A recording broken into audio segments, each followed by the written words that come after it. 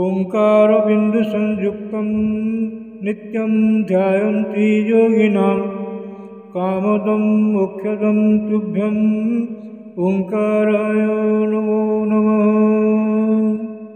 गुरु ब्रह्मा गुरुर्विष्णु गुरुदेव महेश्वर गुरु साक्षात् परं ब्रह्म तस्मै श्री गुरवे नमः।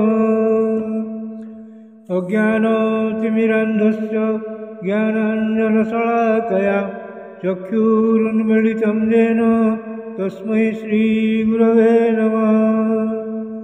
अखण्डमण्डलाकारं व्याप्तं येन चराचरं तत्पदं दर्शितं येन तस्मै श्री गुरवे नमः।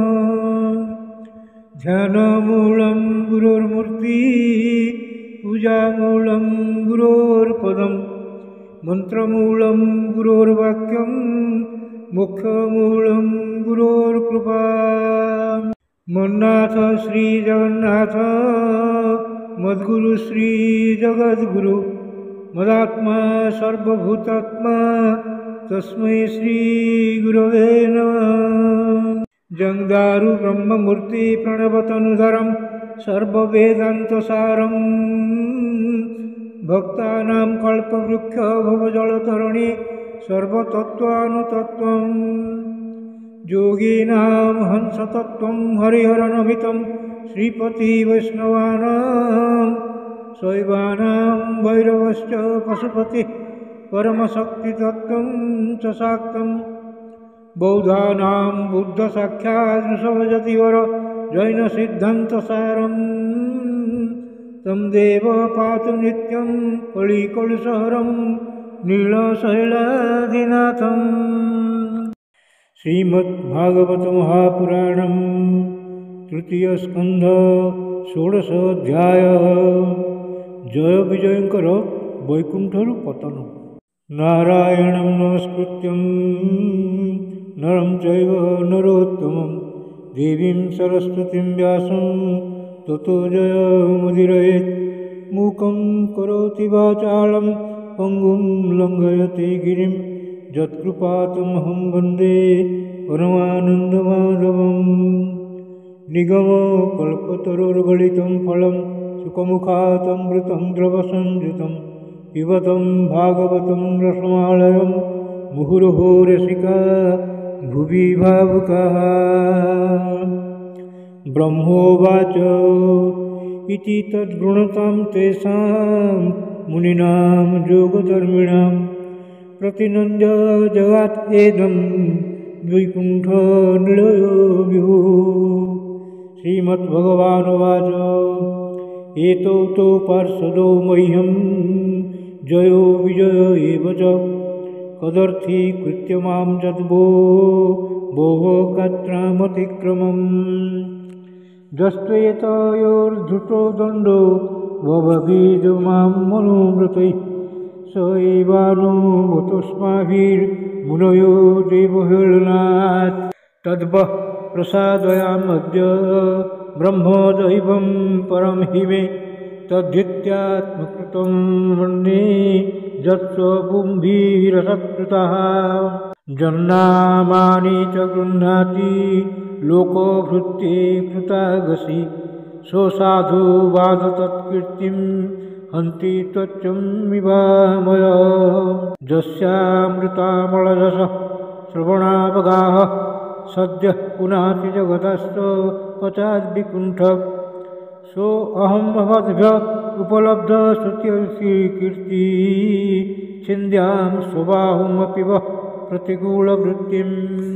यत्सेवया चरणपद्मपवित्ररेणुं सद्यक्षताखिलमलं प्रतिलब्धशीलं न श्रीर्विरक्तमपि मां विजहाति यस्याः प्रेक्ष्या लभार्थइतरे नियमान् वहन्ति। नाहं तथाह्नि यजमानः विवीर्ताने स्योद्घ्रूत कृतमदन् हुतं मुखेन यद्ब्राह्मणस्य मुखस्थश्चरोनुगासं तुष्टस्य मयोवहितैर्निजकर्मपाकैः येषां बिभर्म्यहमखण्डविकुण्ठजोग मायाविभूतिरमलाङ्घ्रिरजः किरीटैः विप्रांस्तुको न विसहेत ददर्णाम्भ सद्यः पुनाति सह चन्द्र ललामलोकान् जे मे तनुर्द्विजवरान् दुहितर्मिदया भूत्या न लब्धशरणानि च भेदबुद्ध्या द्रक्ष्यन्तः क्षतदृशो मन्योपस्थान् गृध्रारुषा मम कुशन्त्यधीदण्डनेतुः जे ब्राह्मणान् मयि धिया क्षिपतोऽर्चयन्त स्तुष्यद्रुद्र स्मित सुधोक्षितपद्मवक्त्रा बाल्यानुरागकलयात्म अवजवत् गृणन्तः सम्बोधयन्ति अहम् इवाहमुपाहृतस्तैः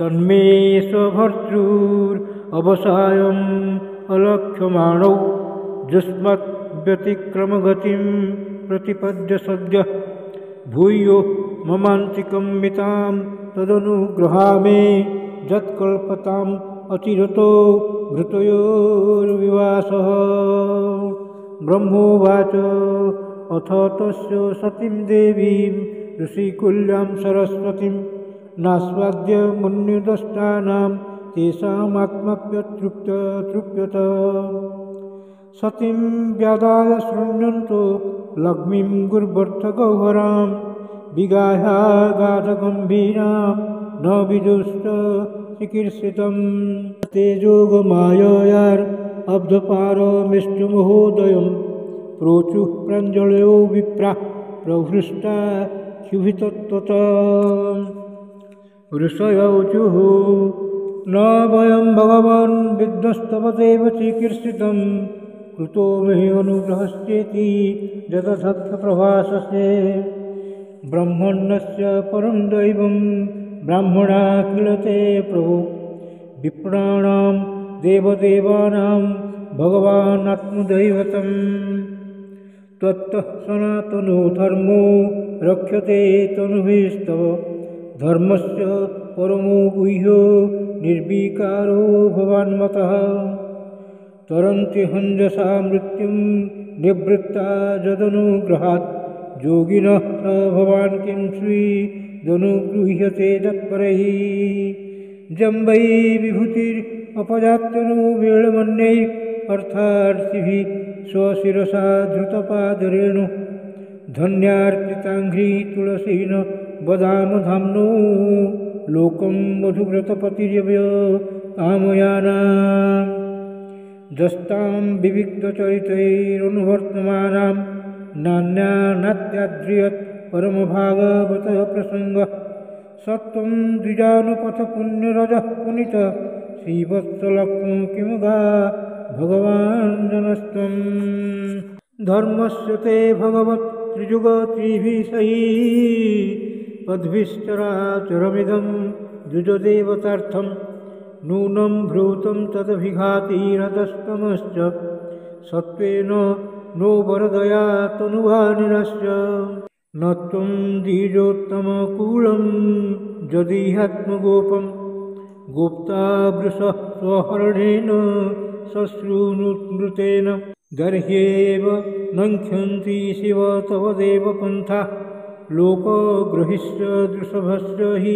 तत्प्रमाणम् तत्तेन अभीष्टमिव सत्त्वनिधेर्विधिस्तु क्षेमं जनाय निजशक्तिभिरुद्रुदारे नैतावतात्रध्य पतेर्बत विश्वभर्तृ तेजखतं त्ववनं तस्य शेषते विनोद जम्बानयोर्ध्वं मदिश भवान् विदधे वृत्तिं नुवाद तदनु मन्मही निर्विलीकम् अस्मासुवाद उचितो ध्रियतां स दण्डो जेनागसौ वयं जुङ्क्यहि गल्विषेण श्रीभगवानुवाच एतो सुरेतरगतिं प्रतिपद्य सद्यः संरम्भ संवृत समाधन्युबद्धजोगै भूयः सकाशम् उपजात सत्यशतआशुजोवरः शापो मयैव निमित्त स्तदवैतविप्राः।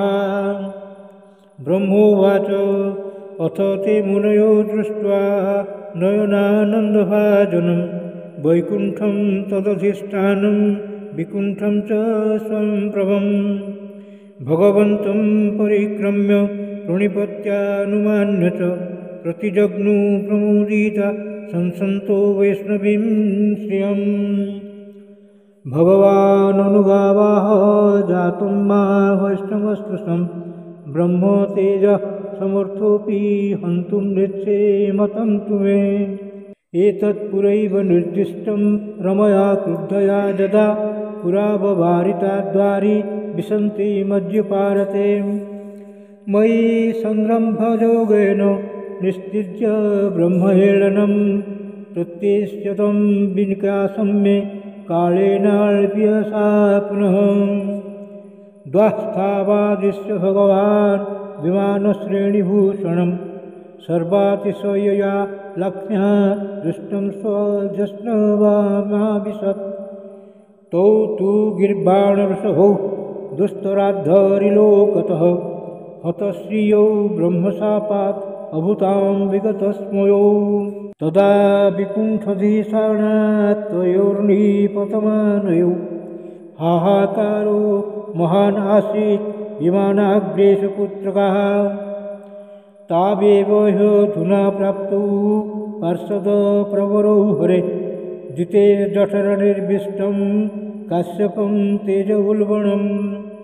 तयोरसुरयोर्दद्य तेजसा जमयोर्हिव आक्षिप्तं तेज एतर्हि भगवान् तद्विधित्सति।